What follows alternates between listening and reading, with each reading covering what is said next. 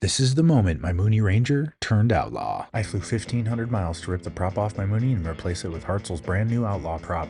But between storms, tight timing, and Oshkosh on the clock, this almost didn't happen. He's got a brand new car. Looks like a Jaguar. It's got leather seats. It's got a CD player.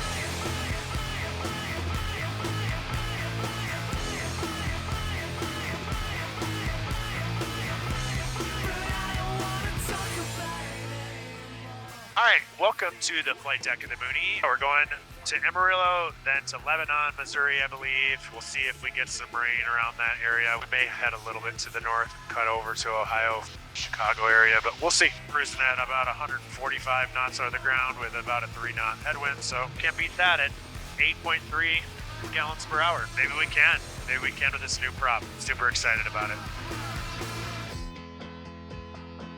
We'll start over again. After fueling up here in Amarillo, I got a call from Hartzell saying the spinner, aka the nose cone for my new prop, wasn't quite finished yet. That meant I had two choices: turn back or press on and hope it was ready to get me to Oshkosh. I pressed on. Alright, we made it to Missouri. I didn't want to really come this far north. There's quite a long band of thunderstorms, so I went to this place because I stayed the night here 2 years ago on my way to Oshkosh. Alright, here we are. About an hour away from Hartzell Field. The weather is kind of shoddy. Build-ups here and there, but we're finding shortcuts, cutting through the convective stuff, so I'm sure you will find out whether or not I hit the ground in Ohio at Hartzell Field.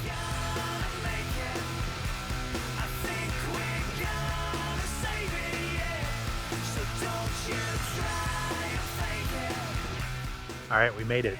Dayton, Ohio over here is just getting dumped on, so we were lucky to get into here without having to shoot any kind of approaches, but pretty fun flight all the way from Arizona to Piqua, Ohio in just one day.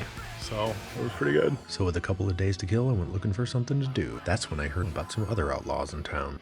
I'm not sure if you can hear me, but there is a racetrack.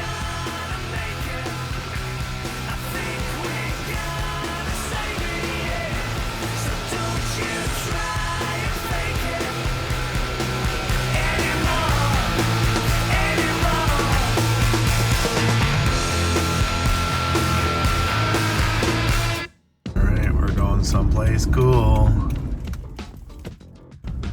This is Hartzell HQ. I got a tour of the factory. No cameras inside, but here's the one shot I did get. Yeah, not many pilots ever get to see where their props are made, so it felt pretty darn special. Then in their office, they told me the spinner was finished early.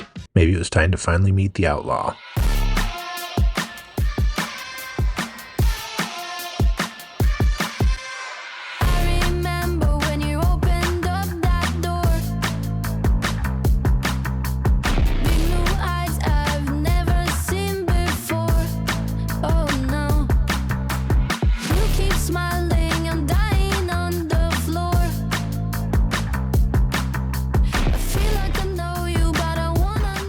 Every prop leaves the factory balanced to itself, but once it's on the airplane, it has to be balanced to the engine. Even tiny differences in the engine and airframe can throw it off, and that means more vibration.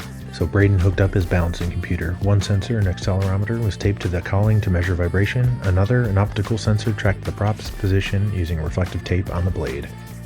Then I fired up the engine while the computer measured everything. The first run showed it was 0.6 of an inch off. After an adjustment, it swung the other way, 0.8 off. On the third try, he nailed it, 0.4 of an inch.